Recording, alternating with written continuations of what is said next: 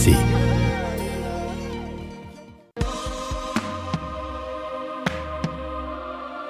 Tout de suite, info en Swahili.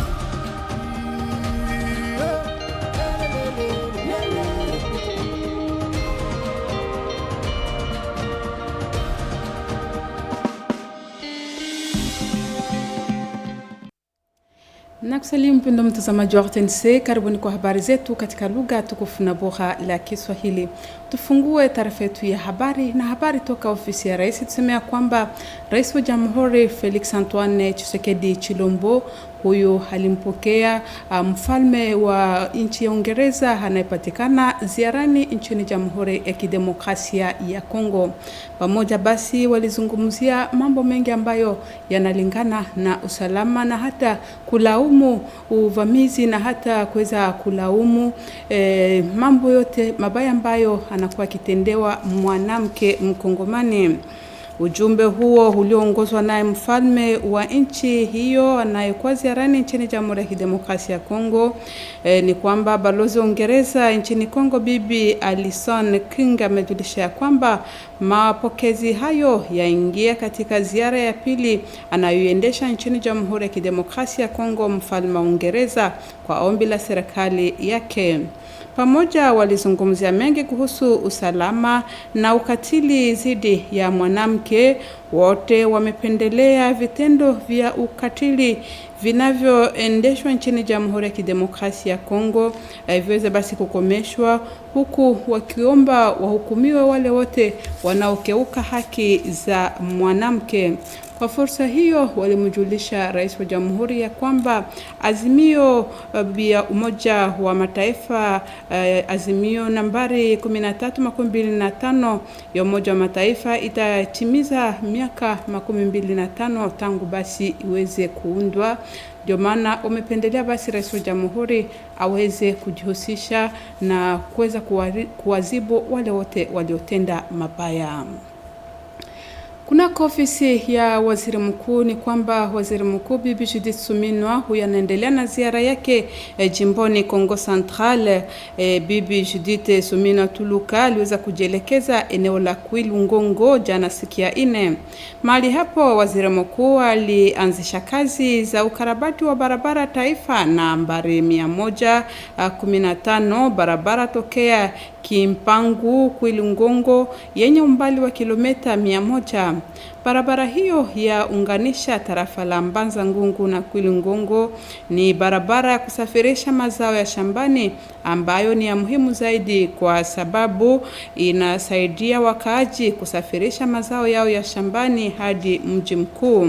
Bibi Judith Suminwa Tuluka alihakikisha nia Rais wa Jamhuri Felix Antoine Tshisekedi Chilombo ya kuweza kuleta maendeleo nchini Jamhuri ya Kidemokrasia ya Kongo na nia yake ya kuweza kuboresha usalama kwenye eneo lote la Jamhuri ya Kidemokrasia ya Kongo. Bibi Judith Suminwa Tuluka ameendelea kuomba wakaji wa jimbo la Kongo Central kuendelea kuunga mkono Rais wa Jamhuri Felix Antoine Tshisekedi Chilombo katika shughuli zote anazozitekeleza.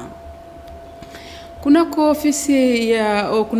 ofisi ya bunge la taifa ni kwamba kunako ofisi ya bunge la taifa mkutano wa wanabunge wa taifa wa hiyo jana siku ya 4 tarehe 2 Oktoba uliruhusu wanabunge kukagua na kukubali sheria inayohusu kuendelea kwa hali ya kuzingirwa ama etat de siege katika jimbo la Kivu ya Kaskazini na Ituri. Kisha kutoa mafasirio mengi kuhusu mradi huu wa sheria, naye Mark Ekila aliye waziri husika na mafunzo ya kiufundi, sheria hiyo ilikubaliwa na wanabunge wote wa taifa waliohudhuria kikao hicho. Upande mwingine ni mbunge wa taifa Mateso Savo Jospin ndiye aliweza kujulisha kama ijapokuwa kuweko kwa etat de siege, makundi ya waasi yaendelea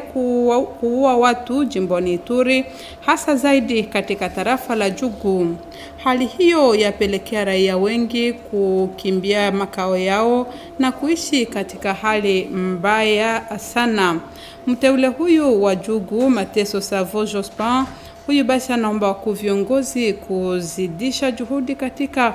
kutafuta amani na kupambana dhidi ya makundi ya waasi yanayozorotesha usalama eneo hilo la Jamhuri ya Kidemokrasia ya Kongo. Tuzungumzie kuhusu haki za binadamu. Tusemea kwamba kongamano la 9 barani Afrika kuhusu haki ya mpito ama justice transitionnelle ilihitimishwa jana siku ya 4 hapa mjini Kinshasa. Ilikuwa fursa kwa wahusika na wataalamu wa sekta ya sheria kutafakari mengi zidi ya haki, ukweli na matengenezo ya wahanga wa mizozo mbalimbali ya kivita. Kongamano hilo liliandaliwa na Umoja wa Afrika kwa ushirikiano na serikali ya Jamhuri ya Kidemokrasia ya Kongo kupitia wizara husika na haki za binadamu. Mkutano huo uliandaliwa chini ya mada haki kwa wanaafrika kupitia matengenezo. Ni waziri wa haki za binadamu Bwana Samuel Mbemba ndiye aliweza kuongoza sherehe ya kukamilisha kikao hicho. Katika hotuba yake amegusia mauaji yanayosababishwa na nchi ya Rwanda katika eneo la mashariki mwa Jamhuri ya Kidemokrasia ya Kongo, ambapo tayari zaidi ya watu milioni 10 wamepoteza maisha. Waziri atoa mwito kwa nchi za Afrika kukumbuka mauaji ya kimbari yanayoendeshwa nchini Jamhuri ya Kidemokrasia ya Kongo. Utafahamu ya kwamba ni zaidi ya watu 300 ndio waliweza kuhudhuria mkutano huo. Kuhusu habari za ujenzi ni kwamba waziri wa miundombinu Bwana John Banza Lunda huyu basi alianzisha kazi za kupambana dhidi ya miporomoko ya udongo kwa ajili ya kulinda vema nguzo kubwa ya shirika la kutoa moto umeme SNEL iliyokuwa ikishambuliwa na miporomoko wa udongo kwenye kata Mitendi mtaani Mongafula. Alishiriki sherehe hiyo waziri Molendo Sakombi na kiongozi wa shirika la SNEL Bwana Teddy Luamba. Waziri wa miundombinu John Banza amejulisha ya kwamba nguzo hiyo ya shirika la SNEL ikianguka yaweza kupelekea watu wengi hapa mjini Kinshasa kupatwa na matatizo ya ukosefu wa moto umeme. Waziri amejulisha ya kwamba ameanzisha kazi hizo kwa oda ya Rais wa Jamhuri Felix Antoine Tshisekedi Chilombo aliyependelea suluhisho la kudumu litafutiwe kwa tatizo hilo. John Banza atoa mwito kwa raia kuwa wazalendo wakitupilia mbali ujenzi wa nyumba kiolela kando ya nguzo hiyo, hali inayoweka hatarini nguzo hiyo ya shirika la SNEL. Kazi zitadumu muda wa miezi 6 na zitahusu ujenzi wa barabara na hata njia za maji. Tukibaki tu katika ukarasa huo, tusemea kwamba waziri nchini anayehusika na ujenzi na miundombinu Bwana John Banza huyu basi alipokea rasmi jengo la zamani la ubalozi wa nchi ya China nchini Jamhuri ya Kidemokrasia ya Kongo. Jengo hilo lapatikana kwenye Avenue des Aviateurs kando ya MONUSCO. Jengo hilo limekabidhiwa na serikali kwa sekta ya madibisho. Ni chumba kikuu husika na madibisho ndicho kitawekwa ndani na jengo hilo pamoja na uratibu mkuu wa madibisho. Alipozindua rasmi jengo hilo, waziri wa miundombinu John Banza alikumbusha maoni ya Rais wa Jamhuri Felix Antoine Tshisekedi Chilombo anayekusudia kuboresha madibisho nchini. Kwa fursa hiyo, waziri alijulisha ya kwamba kutajengwa jengo kubwa ambamo mtawekwa ofisi za wizara ya mambo ya uhusiano wa nje kupitia ushirikiano na ukuwepo kati ya nchi ya Jamhuri ya Kidemokrasia ya Kongo na nchi ya China. Sherehe hiyo ni namna tu ya kuweza kuboresha ushirikiano kati ya nchi ya Jamhuri ya Kidemokrasia ya Kongo na nchi hiyo ya China. Tuondoke mjini Kinshasa, tujelekeze jimboni Equateur ambapo kisha tu kujulishwa mengi kuhusu hatari inayokabili wasafiri wengi wanaotumia mashua mbili yaliyo katika hali mbaya ya kiufundi na isiyokubaliwa naye kamisa jimboni wa polisi jimboni humo Bwana Henri Capende Chibund alipokuwa ziarani mahali hapo. Ni kwamba liwali makamu wa jimbo la Equateur Bwana Thomas Boyenge aliyesindikizwa na wanamemba wa baraza la usalama wamejielekeza mahali hapo ili kujionea ukweli wa mambo, hali itakayopelekea kutafuta suluhisho kwa hatari hiyo ambayo yaweza kupelekea watu kuzama.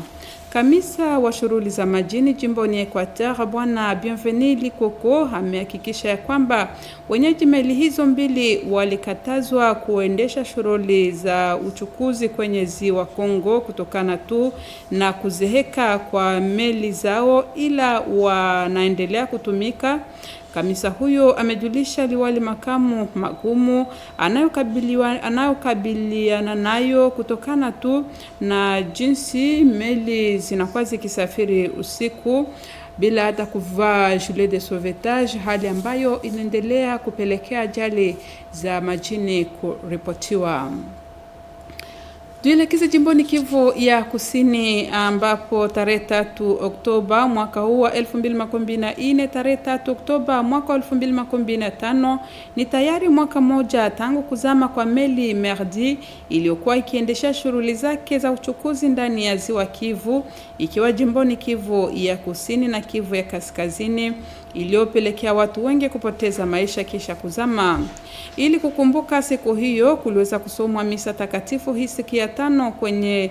parokia Saint-Luc ya hapo Makampanye katika mtaa wa Ngaliema. Bwana Mishiga Zindula Norbert ambaye ni president wa muungano wazaliwa wa Kalehe wanaoishi hapa mjini Kinshasa, huyu basi amejulisha ya kwamba wameandaa misa hiyo ili kuambatana na jamaa zilizowapoteza ndugu na marafiki katika msiba huo wa kuzama kwa meli.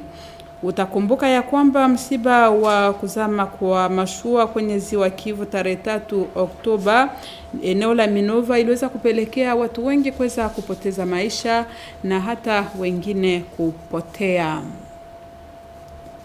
Tuzungumzie siasa katika taarifa yetu ya habari, tukisema ya kwamba wanamemba wa muungano wa vyama vya kisiasa, muungano unaokuwa chini ambao unasindikiza Rais wa Jamhuri Felix Antoine Tshisekedi Chilombo ambao ni Union Sacrée, waendelea kuonekana wengi. Wanamemba wa muungano huo waendelea kuonekana wengi kwenye ofisi ya chama chao inayopatikana katika mtaa wa Gombe ili kusaini sheria yao ya ndani. Jana siku ya 4 ilikuwa fursa kwake Bwana Gabi Mbiola aliyesindikizwa na ujumbe mwingi kusahini sheria hiyo mbele ya viongozi wa Union Sacrée. Mbele ya vyombo vya habari, Gabi Mbiola ameonesha utashi wake wa kubaki mwaminifu kwa Rais wa Jamhuri Felix Antoine Tshisekedi Chilombo, akimunga mkono hasa katika juhudi zake zote zile zinazolenga kutafuta amani na ujenzi wa nchi ya Jamhuri ya Kidemokrasia ya Kongo. Yeye huzani ya kwamba Rais Felix Antoine Tshisekedi Chilombo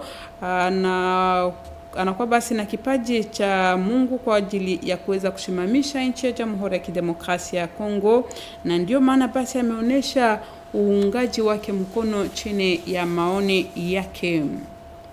Kuhusu afya katika taarifa yetu ya habari ni kwamba katika nia ya kutaka kuzidisha juhudi ili kufikiria kupambana dhidi ya maambukizi ya virusi vya Ebola inaoripotiwa hapo Pabulape jimboni Kasai, waganga na timu ya uchunguzi walihimizwa na kutolewa mafunzo zaidi ili wafahamu zaidi jinsi ya kutibu na kuwashughulikia waathirika wa ugonjwa huo mkali wa virusi vya Ebola.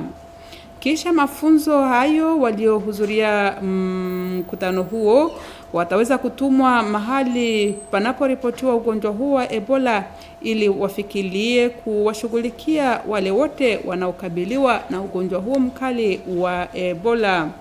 Ni kwamba ni mganga Christian Ngandu ndiye basi aliweza kusimamia semina hiyo ya mafunzo. Huyu basi ameonesha nia yake ya kuendelea basi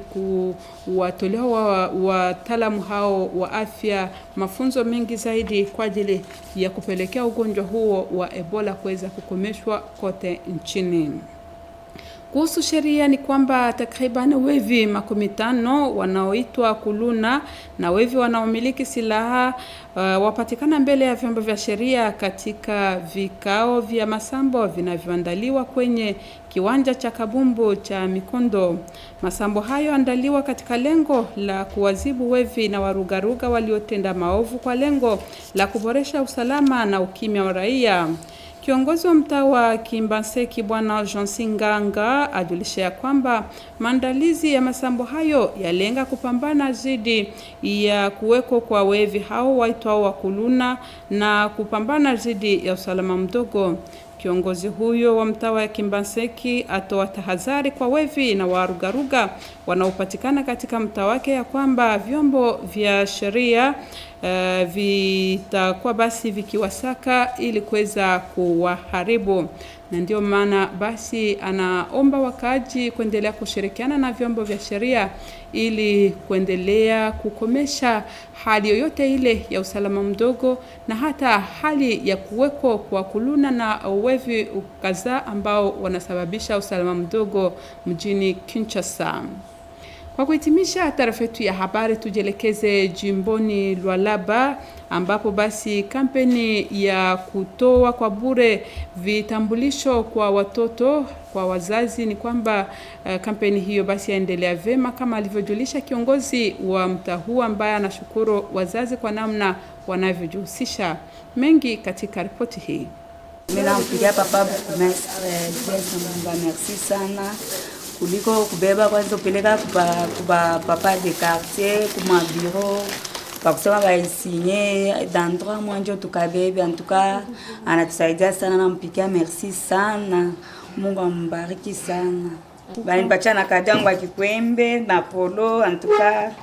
nashikia furaha sana. Tunashukuru Mungu kwa hiki kitendo kenye kumesi wetu anatufanyishia. Depuis tulianza kuzala tiabionaka na tiabishikiaka. Anatuletea leo maakte de naissance ya watoto. Anaacha biro yake wazi, anapia kutuletea kunini hospitali yetu. Tunashukuru Mungu. Mungu ambariki na azidi kumuongezea maisha mrefu kwa kazi yake. Atuwazie serar mkolezi kumesi kwacha biro yake kuya au kufuata kufanyisha maakte kama hii. Antuka tunaremercie Mungu ambariki sana, endelee kumbele na Mungu amuongezee. Pendo mtazamaji na msikilizaji wa RTNC, ni kupitia habari hiyo toka jimbo la Kolwezi ndipo tunatamatisha taarifa yetu ya habari katika lugha tukufu na bora la Kiswahili toka RTNC. Shukrani kwa nyote mliotutegea sikio. Tukutane tena kwa majaliwa ya Mwenyezi Mungu.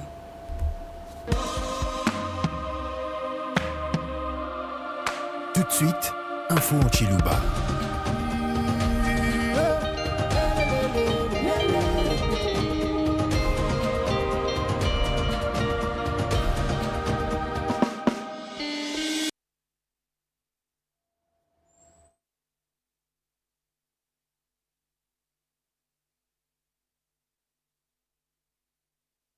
Itabaye mio ya disanka balonji batisantinena cha RTNC ngumu ya julo jale lunika wala kuna bila bose bwa chinyang chenzela bama mubikenda bose ababa dipenza mina malwa a chinyang jinga kajaba mambikenda bose balumbulisha kujito badiki bol kai bena benza na kwa wuchi sangilu mujibikala bitanyila mapanganyika mangata kuji resolution wa Nations Unies wa 1325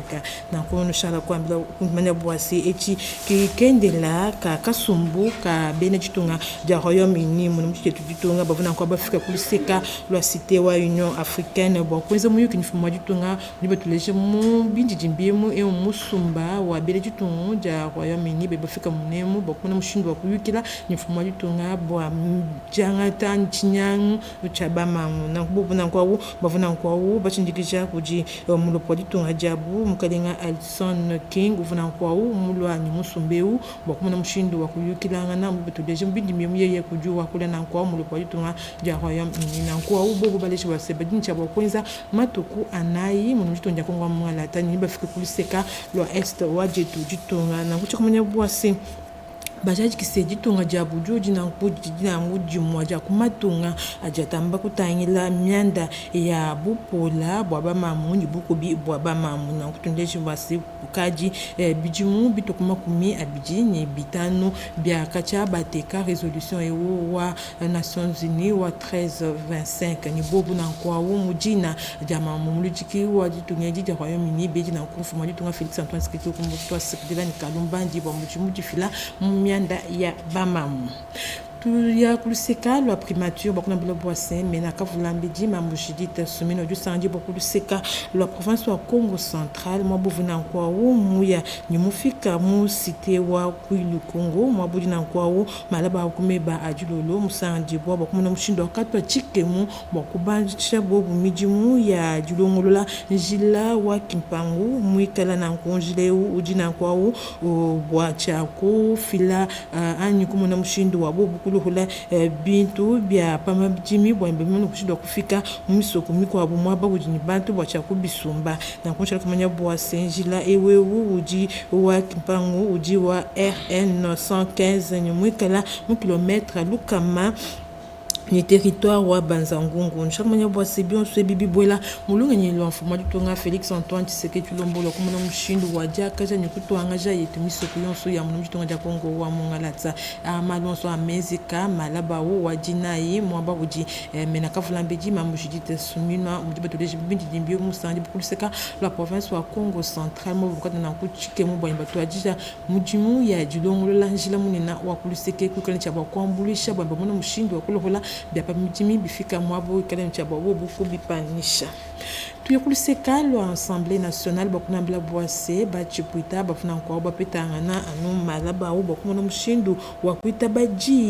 ni mukenji wa kuna mushindu wa ku Umbaja Matuku a état de siège kuseka la province wa Nord Kivu ni Ituri na kubo baitana bivona kwa wu ku bani mapapa mama na kuitaba poloje u dina kwa wu tangila men uji mena uji tane chibamba lucha mijimu ya bianza mkalinga mark ekila huye nkendo kuvumubisha poloje uni bachi puita mna fwanka bobu na kwa wu bita bicha kumanya chase chipuita mna fwanka matezo safo Jospin yevuna kwa wu mwa kula waleshi bose ebu mbwalu bwa mushinga bwa kumuna mushinda wa kubumbaja Matuku a état de siège kuliseke kubwalu bana ba mkongo wa munga tabe bisombela mu territoire wa Dungu bobu na kwa bilibe bashibe ya kuji bangonda vi ani basalayi ba Rwanda na kwa cha kumanya sase waleshi bose muja kula jinda waleshi bose bakadi na kwa ubashibe bantu bashirishilana bantu bafwa bashirishilana kuluseke kulwa province uni bibi filalu tatu lwa buni na ko walombi bwanyi bantu bonso bomona mushindo akutangila mwina mwalewu bwalu kaji bantu boni bafwa kuluseke kulwa est wajetu jitonga myande mikwa bu myande tangila myanda ya droits humains kumwe bose bibaka ngule na kwa chifufu cha musangu wa chitema cha kabu kamatunga amu Afrika anyu Union Africaine bwa kwa kula myanda jimikala itangila bundumbulu la bwa bimwa biluma anyi bimwa bilumbu bijibipitakana mu matunga amu Afrika mujumvana ni bukelenga bwa jitunga jetu kupichila kuchibambalu chiji chikale chitangila manema abantu nankumena ujutangila chine chibambelu chi mukelenga Samuel Mbemba uvuna kwa mwakula bantu wakuiji na kwa wu bwa munu mshindo wa jipesha ja bantu ba mkongo wa mongalatsa kuji bena Rwanda mshindo bashibe ya bantu mu bisumbu bebikela bwa se genocide na kwa wu bobu na kwa wu watambi manyina mwande walumi bwanye mena matungo so mu Afrika amuna mshindo wa kwa kwila mwina mwande wu wa genocide mu mjito nja Kongo mongalatsa cha kumanya chase mwina kalasa kavukubo ila munda mu Matuku asatu ni bavo kujiba manyi bapiluka mu mina myande ya droits mebatu ku makumi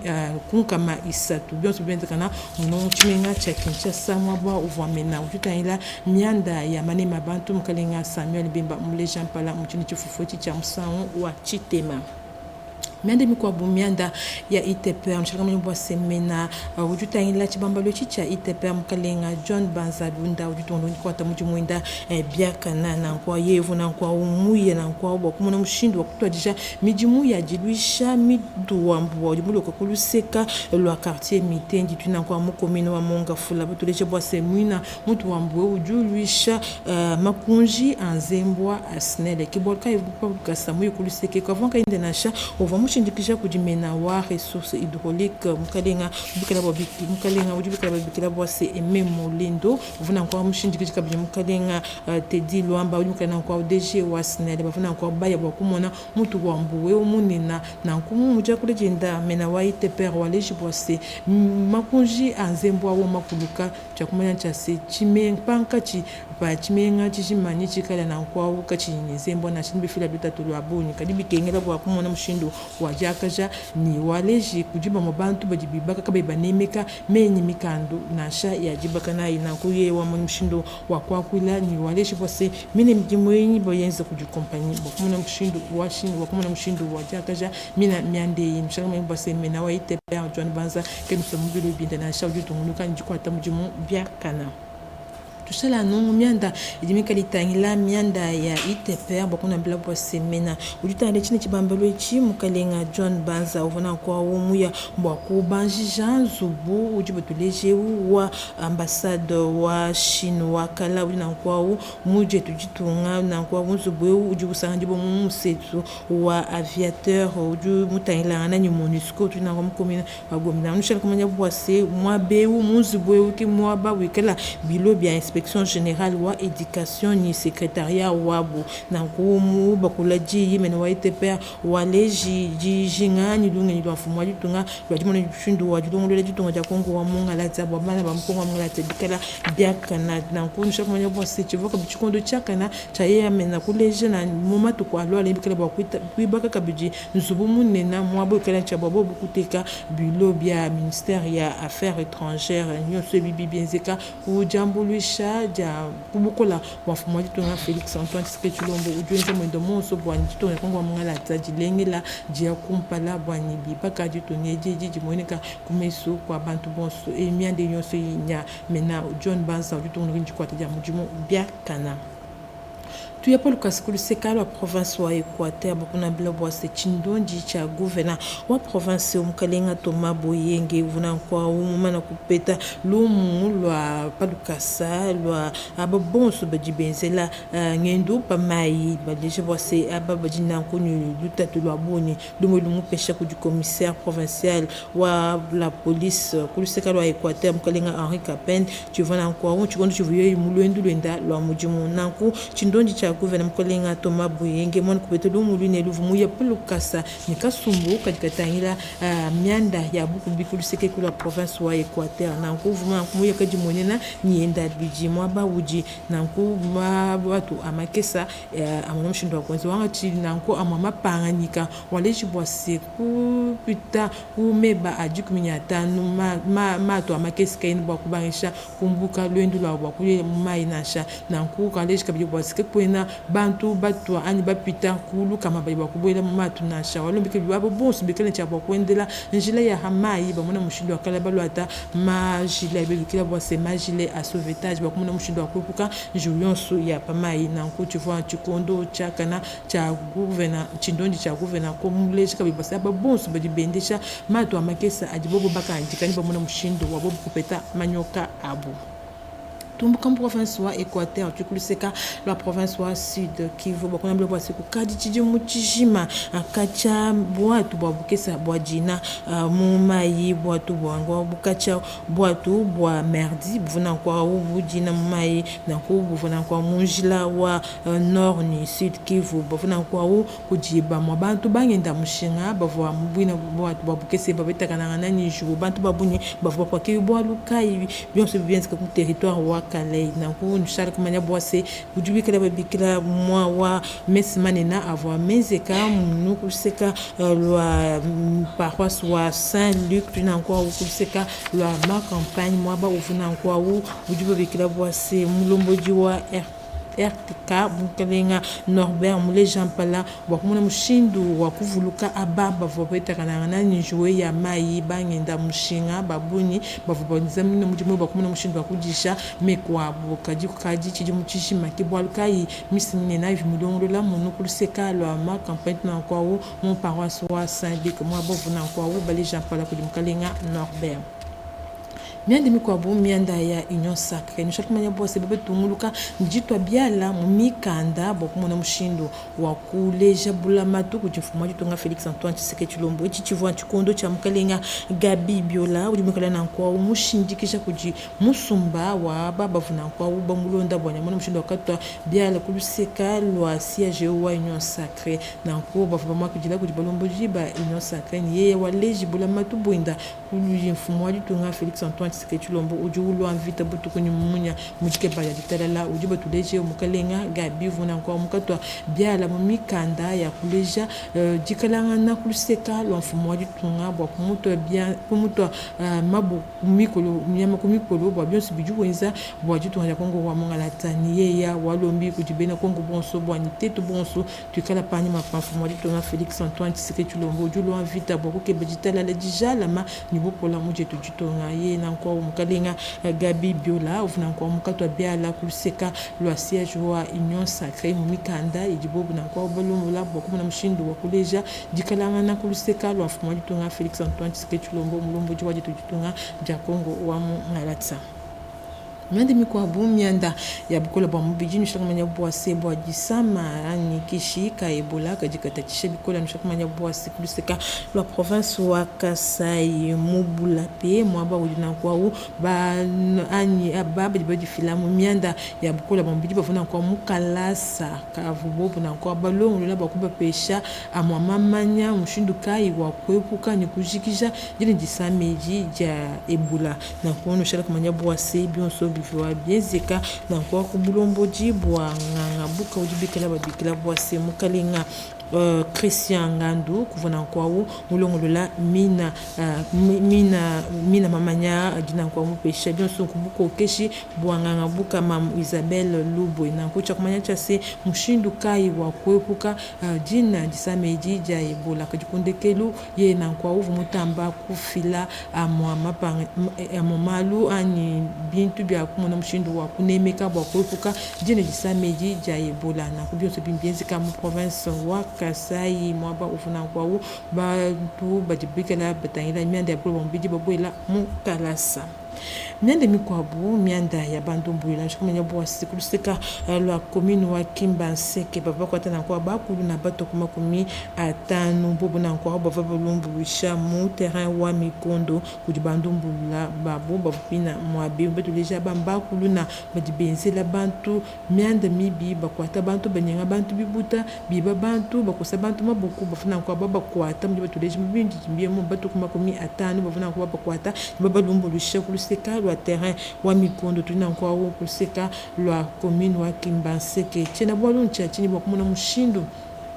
wakuimanyina ni kujikija mianda yonso ya bupanyu buku bikuluseke kuna kubyoso bivuwa bienzeka kujambulisha jabampulushi beto badibela bianza habina bakulu na bani bina binvya babakingisha bantu kuluseke ku na kulisha kumanya bwa seka buluko ka commune wa Kimbanseke mukalinga Jean Singanga ye waleji mushindu kai bampulushi bakuluseke bakwata mujumbo kwele bianza habina benza vyaba anyi bakuna babyoso bibwela mulongenyi lwa 0 luna lungenyi lwa mfumo litunga Felix Antoine Tshisekedi Tshilombo ni lwa gouvernement province wa Kinshasa mukalenga Daniel Bumba bawetu bakujikija lumu ya julo lweji tukuluseka lwa province wa lwa la pa bakunambela bwa sekwa kanangu kachabatwa chikemu bakutwajisha campagne kajifila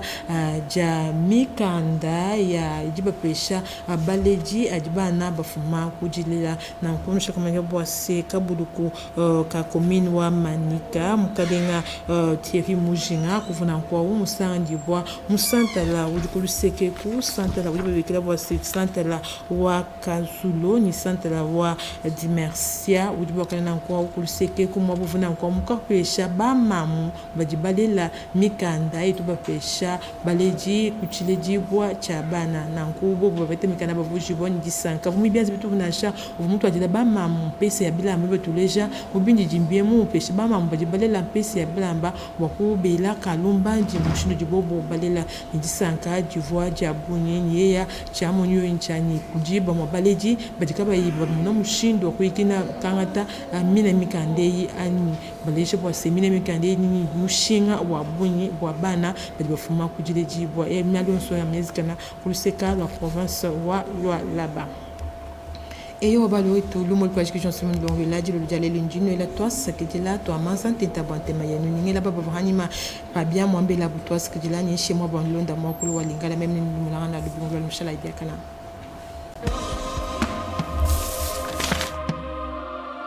Tout de suite, info en Lingala.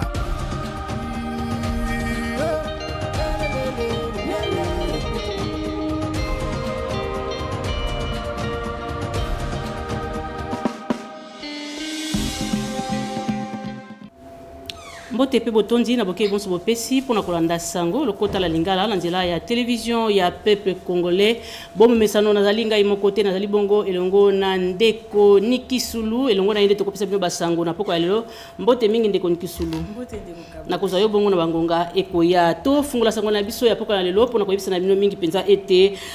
mbeba nyonso bazali kosala likolo ya bomoto bwa mwasi esengeli bongo ba pesa yango etumbu kolandi sama na bosembo ya mabongisi matali bongo 1325 ya Nations Unies wanande ezali masolo matina Félix Antoine Tshisekedi Tshilombo mokambi ekolo RDC ayebaki bongo kokabola mingi penza elongo na lioko lipingali ya bato ya ekolo ya Royaume-Uni bayebaka mbemaki mingi penza na Altesse Royale mingi penza osuka ya masolo mabango beba ete ntoma ya ekolo Royaume-Uni oyo azomi na mosala awa na RDC ye penza okombo ya Alison King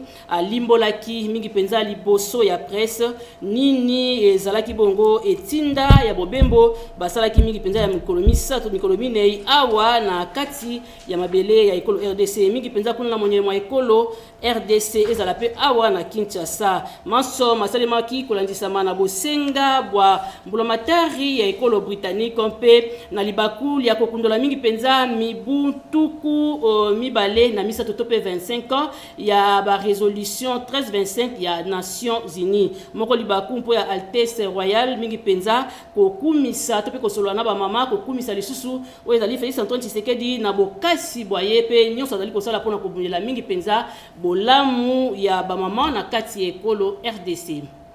na sangwetali misalami ya primature toyebisa na bino ete ministre wa yambo ekolo RDC mama Judith Suminwa azali se kokoba mobembo mwaye kuna na etuka ya Congo Central wapi esika yambe makina esengo makasi na cité ya Kwilungongo pe moko esika akendeki bongo kokamba mingi penza lobby eleki molulu monene mwa kopesa nzela na ntina ete misala mia bobongisi nzela mingi penza ya route nationale numéro 115 Kimbangu Kwilungongo mitiko kabongo kobanda na molai ya 100 km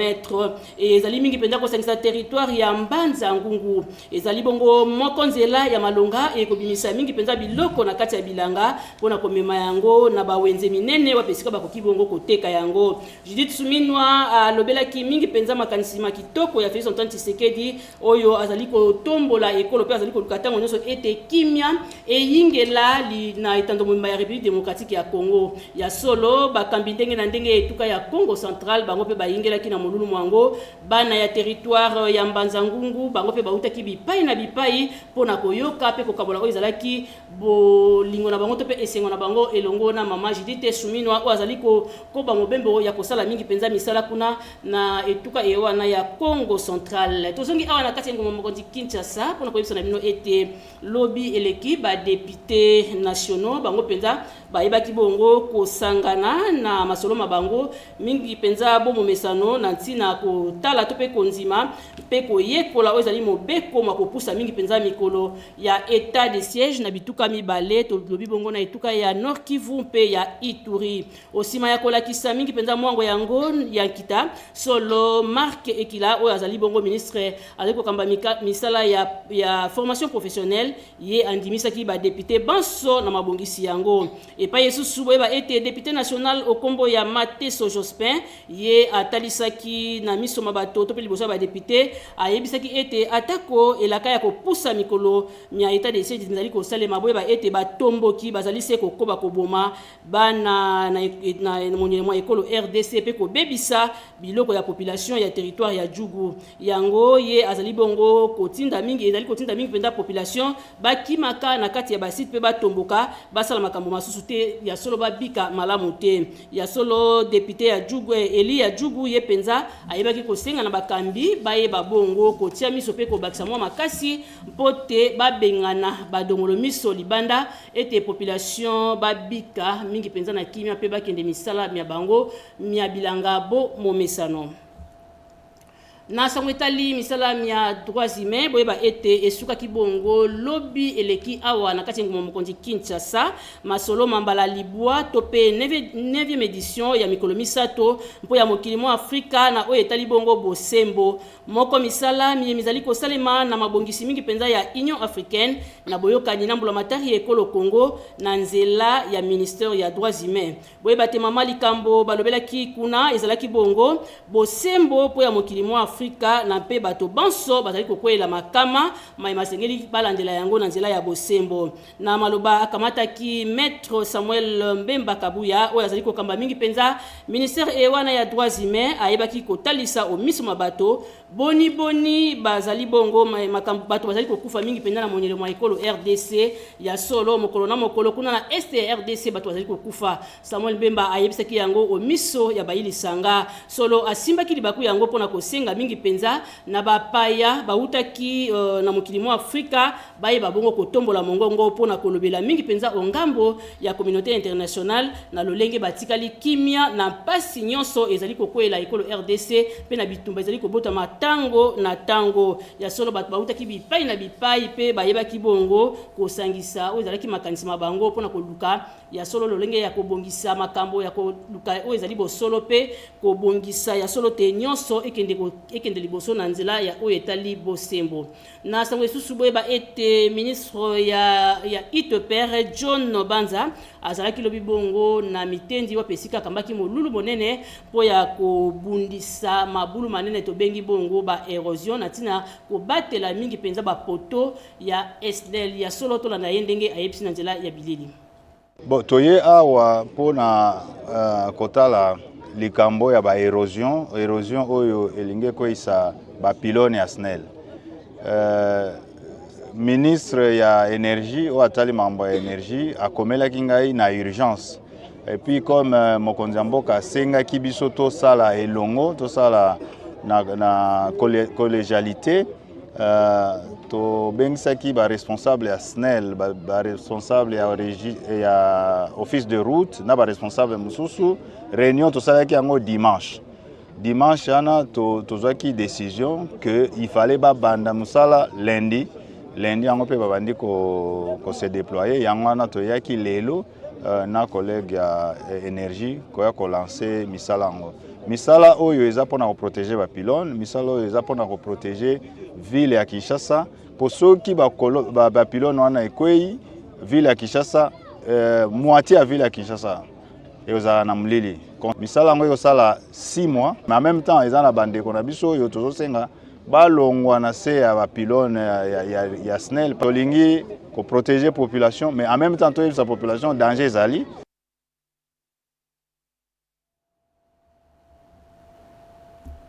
se na sangwetali mingi penza ministre John Banza o azali kolala pongite akende kibongo selobi wana koyamba o miso mabato tope kozwa bâtiment ya kala ya ambassade ya Chine wa pesika balingi bongo ko vandisa tope kotonga mingi penza inspection générale ya éducation nationale na pe secrétariat général tata mokonzi ya mboka na biso Félix Tshisekedi Tshilombo alobaki et que social yango azosalela social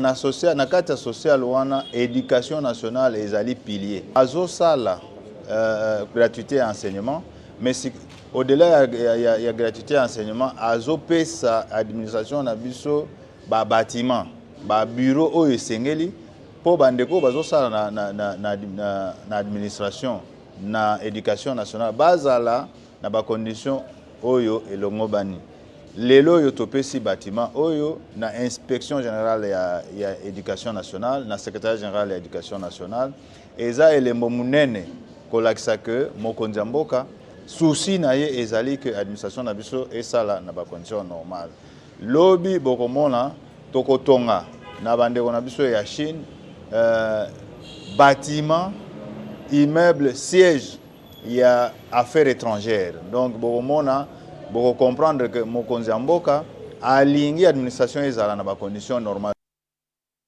Totiki ngoma mokonzi Kinshasa tokei mingi penza na etuka ya Équateur sangwe pai na yonde konikusu ya solo etuka ya Équateur esengeli boye bate mobeko mozali se mobeko tolobi boye pamba te molandia mokambi ya etuka ena Thomas Boyenge akangaki bongo masuwa makema bale olibongo ya Bolomba we bate ele kwa kitaki kuna na commissaire provincial ya la police ya Équateur Henri Capin Chibundi pe na lipingali ya Bokengi ba monaki lolenge kani libongo lioko privé ba monaki makama to esale lito ezali ko sale mokati ya libongo lina ekobenda penza makama bandenge na ndenge bayebi kozwa kumikano po ya bokimi makama onzila ya mai ongambo ya commissaire Fluvia ya Équateur bienvenue liloko atalisite ba kumbi ba baleinière ena bazali penza bakangemi pambate ba pekisaki bango ba baleinière ba bango matambola kasi bango bazali ko tosa te bazali ko pesa bango pasi bazali ko sala mosala mona eleko ya butu makasi komemaka bato ko tambola kana bango onzila ya butu bazali na bilamba ya bobombi to ya kokimi likambo te tope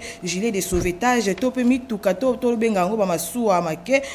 yango wana eleko likama likosamela mai mituka mina masuwa mana makoyapo ya kobikisa bango na yango molanzu ya mokambi ya etuka atalisete mokambi ya etuka ataka linzaka na boko mikanda po ya kopekisa kotambolisa masuwa moko te makoki kotambola na eleko ya bututo ekoki kotambola to kokotisa bato kati ya masuwa bato koleka kama yoko lokola bango bato site atalisite eloko moko te ekoki kozala likolo ya mobeko banso batosaki mibeko te sengeli na bango kokanga bango pote makambo maso matambola malamu totiki sango ena toke au sud Kivu epa ikani ekokisi mobu yoko uto babotama nzike bazindaki o masuwa mamerzi oyo ezalaki kosala bazali kosala mobembo ya nord pe sud Kivu likamali elisalemaka au territoire ya Kaele olibakulina misa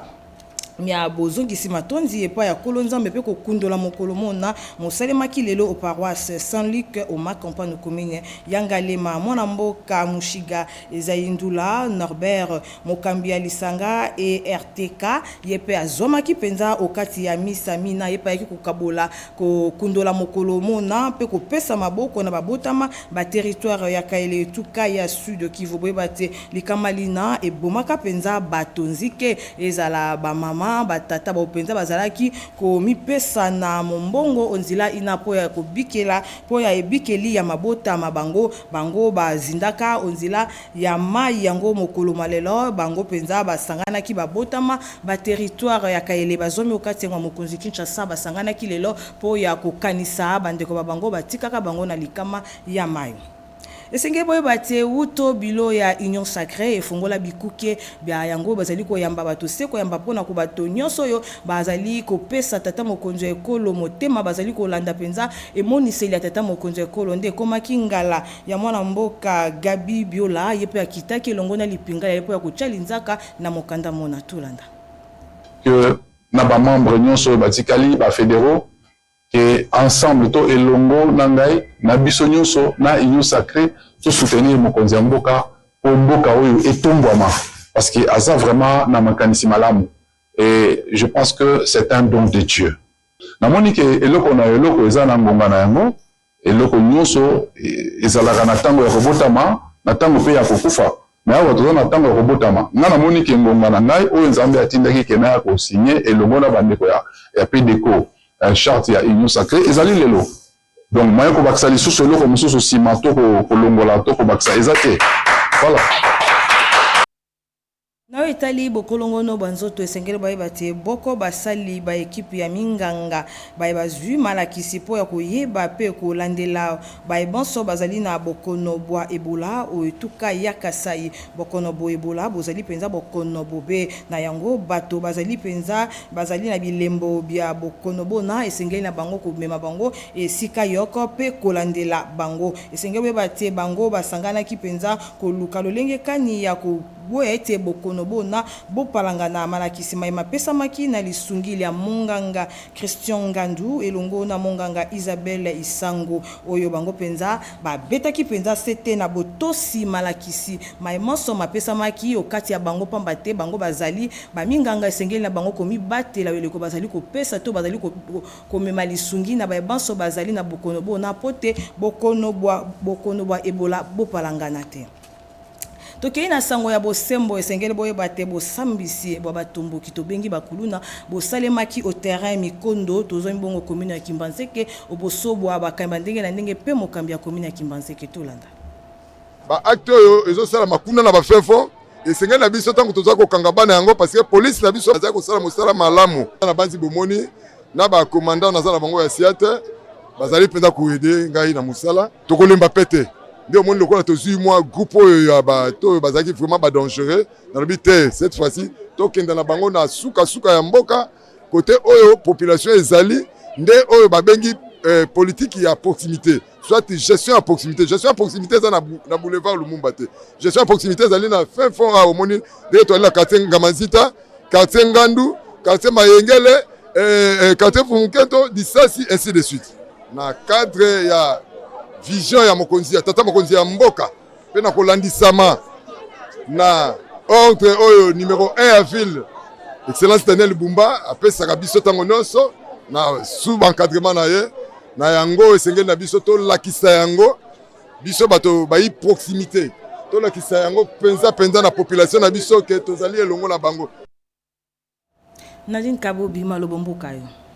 botondi mingi ndeko Niki Sulu pona sango tiko pesa bongo toko sukisa sango na biso ya poko lelo pona kokende mingi penza na etuka ya Lualaba kuna boyeba ete mokambi to ba bugumese ya commune ya Manika mingi penza kuna Lualaba okombo ya Thierry Mujinga azalaki bongo elongo na molandi waye bakende ki mingi penza na centre de santé ya référence ya Kasulu na pe centre médical ya Dimersia wa pesika bakende ki mingi penza ko pesa mikanda o tozali ko benga ba carte de naissance pona bana ba bota misika solo ezalaki moko etinda pona ye pona kotalisa na baboti ete esengi na bango tango nyonso komema kabana kokende kozwa mokanda etali mingi penza mokanda ya mbotama pona kopesa bango makoki ba yeba kozala mingi penza bana to pe bato na kati ya ekolo bomba boti bazanga kite kotonda bourgmestre Thierry Mujinga na lolenge ya ye ya kosalisa bango pe kopesa bango makabo ndenge na ndenge poko lelo to sukiwana elongo na ndeko Niki Sulu totondi bino botondi bino banso bolandaki biso botondi mingi pe na bayebanso bapesa biso maboko na nzela ya technique totiki esika pona basango lokota ya Kikongo elongo na ndeko Omer Mbongo tokutani susu na miko ya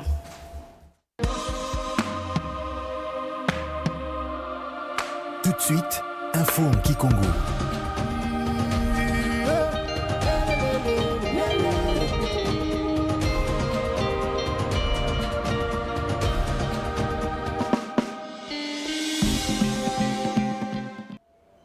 Kese mingi batata ba mama na bino soki na Holanda beto kele na kese kovana bino kintu adi nsango na beto yibandela na bisalo ya mfumu wa insi mbuta Felix Antoine Tshisekedi Tshilombo yina yambaka na kilomba mazono na enzo nande bisalo kimvuka ya batu ya Grande-Bretagne inti ya Grande-Bretagne bavandaka na luto dusu ya mama Alison King andikele ntumwa ya inti ya Grande-Bretagne awa na République démocratique ya Congo kimvuka ya nena ndi nataka samuna kusola na mfumu wansi wa kile penza na ngindu ya kuindula bamvula 15 ya lukanu yina conseil sécurité ya ONU bakaka samuna kunwanisa imbi ya mutina mtindu yina kena kusalama na ntwala ya baketo na kumona tinti ya Grande-Bretagne meku kipesaka mingi penza samuna kunwanisa diambu yina ya undiba kwendaka solola na mfumu wansi kumona ti kimvuka yina meka toa kuzeta pe na Est République démocratique Congo bilumbu iya mvimba samna kumona mutindu ya mpasi mutindu alukwamusu ina baketo batukena kumona basola kapena bimvuka mutina mutindu yavonda na ndambo ya Beni na Mbanza Kinshasa pena bisiga mutina mutindu ba monaka mpasi ina baketo kena kumona ya wina ba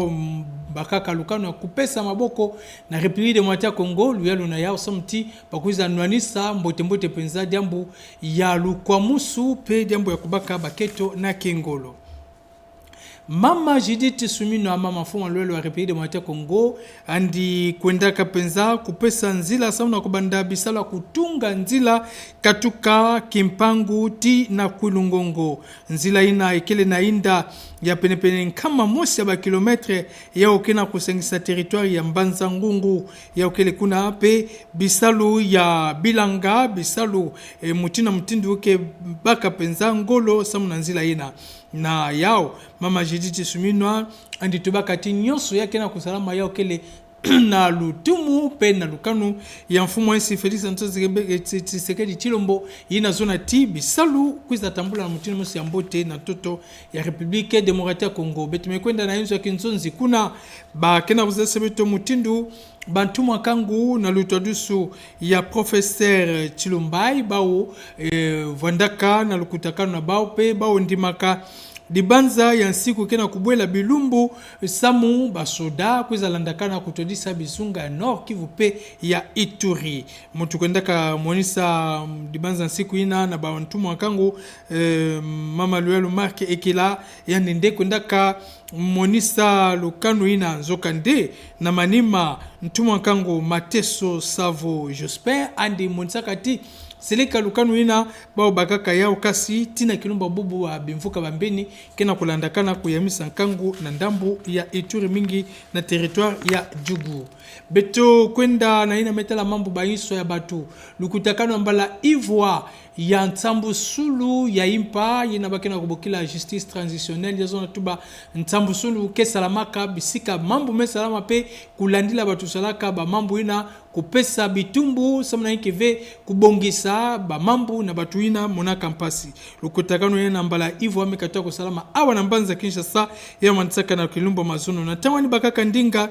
Samuel Mbemba Kabuya mbuta wekena watala mambo ya bainso abatu na République démocratique Congo anivutaka matondo mingi na bimvuka toba inti mutina mutindu ina kuizaka baga kisika na lukutakano ina pe ande monsaka imbi nyonso inti ya Rwanda mesala samuna kudata ba iso ya batu na toto ya République démocratique ya Congo. Samna ina metala kutani na penza bisadulu ya SNEL sengo penza ya ngolongolo yina kena taka kinzazi mbuta lwelo kena kutala bisala ya kutunga banzila John Banza Lunda anikwenda kapesa nzila samna kutunga ntalase yina ketanina bisengo ya SNEL yina kena konata nsinga penza ya courant ya ngolo na toto ya Mbanza Kinshasa bavondaka kintwadi na mbuta lolo Eme Molendo Sakombi bantwadi sa SNEL ba unyoso bavondaka na kisika ina ba monaka tikana ba me bongisa ve kutunga ntalase na kisika ina ve bisengo ina pensinga ya SNEL ya okekubwa pe ya okesalati Mbanza Kinshasa kinzazi kuza vanda na kakalakani ya ngolo betumekwenda kaka na ina metala bisalu ya John Banza Lunda ina yambaka inzo ya ntama ya ntumwa ya insi ya Chine awa na République démocratique Congo ya umevutuka na maboko ya luyalu ya République démocratique Congo epe mbuta John Banza zapsakati na bilumbu kena kuiza boketunga inzo mosi ya kitoko penza na kisika ina nzoka nde inzo ina ba omekatoa kubaka ya okebanda kuyamba bisalu ya inspection générale kena hotela mambu ya malongi pe secrétariat général ba ondeke banda kusala bisalu na kati ya inzo ina nyonso ina kena monsa nguiza nyambote ina inti ya Chine kele na ya na République démocratique Congo betumekwenda na toto ya Equateur kuna Henri Kapende Chibund andikele twadisi ya bisalo wa polisi kintwadi na Thomas Boyenge kilanda ya gouverneur ya Kizunga ina ba unyonso ba kwendaka kanga penza ba mwa ba masuwa ya zole ya feti ina kena kunata batu konso ntango batu kena kudibuka na maza nzoka nde ba okelutisaka kilo na kunata batu na kukondwa kuzitisa bansiku na kumona ti batu ankaka makutu ekeleve bazona kuwa ve bansiku ina bantu adisi kena kupesa ba kwendaka kukanga ba mwa ba masuwa ina feti kena kunata kilo kuluta kunata batu na kukondwa kuzitisa bansiku pe andizapsaka ti na bilumbu kena kuiza ba okekondwa ve pesa bitumbu ya ngolo na batu nyonso ina ke kondwa kuwa betumekwenda na territoire ya Kalehe mvula mosime kuka kubandavana kisumbula ngolo salamaka na ndambo ya Kalehe kisika masuwa mosi dimbukaka pe nataka lufwa ya batu mingi penza ya vandaka na ndambo ya Minova kuna na territoire ya Kalehe na kizunga ya Sidikuvu sana kubanza mio na bao bisambu penza misa salamaka na kilumba mazono na inzo nzambi Saint-Luc na ma campagne awa na mbanza Kinshasa na commune ya Ngalema kuna munanaka bambuta mutindu mushiga zindula Norbert andekele ntwadisi ya kimvuka RTK bao nyonso vanda vana samna kuvanda kintwadi na nkangu ya territoire ya Kale kimvuka ya Union Sacrée batuke na kulandakana kundima kukota na kati ya kimvuka ina mutasuka ina kwendaka na kilumba mazono Gabi Mbiola yanende kwendaka sonikisa pe dizina nandi samu na kuvanda na manima bangindu ya mfumo ensi Felix Antoine Tshisekedi Tshilombo samna yande nzabsakati Felix Antoine Tshisekedi Tshilombo andikele dikabu ya Nzambi samna nkangu ya République démocratique Congo na bangolo nyuso ina andikena kusala na mvita nyuso andikena kunwana samna kuvutula ngemba ndembami na toto ya République démocratique Congo yakena kulomba penzana kupesa ndi maboko samu andi sala bisalu na mutinu musi ya kufana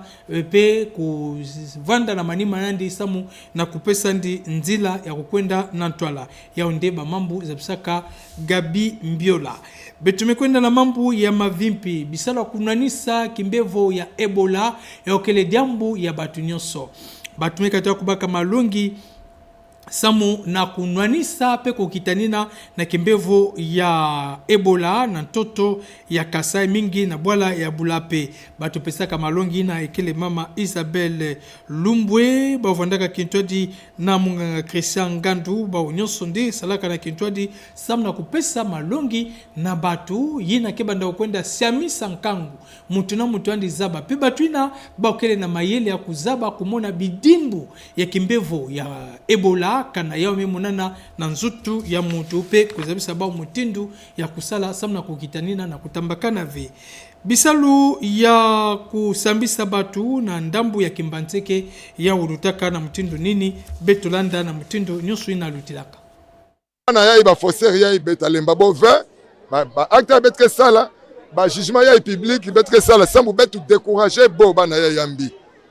sambu bo wa boma sambu bo continuer veyo ina mfuno ya ba descente na beto na ba jugement yai bubu ai bwala kuvanda na otage na banzense bubu bwala mebaka mwana bwala beto za batata nandi beto za ba mbuta muntu na beto à la personne de Fachi Beton bene mona volonté nandi beto bantu ke représenter yandi awa na ba municipalité beto fait ko accompagner beno na zina nandi yo ina beto ke poser ba acte yaye ba acte ya amour samna kusonga beno nde beno ke isoler ve mfumo wa bwala chef de l'état Félix Antoine Tshisekedi ageti ben par le biais de ma personne moi kusonga beno nde beno ke mfumo wa bwala sa mo représentant nandi betalanda ben bentajinga na kimia batata ba mama na benu simekata kulanda beto ande mansandamba sang beto mungisaka sam na beno na kokila kinumba bubu benu bikana mbote na kulanda manaka ya RTNC télévision Nkangu.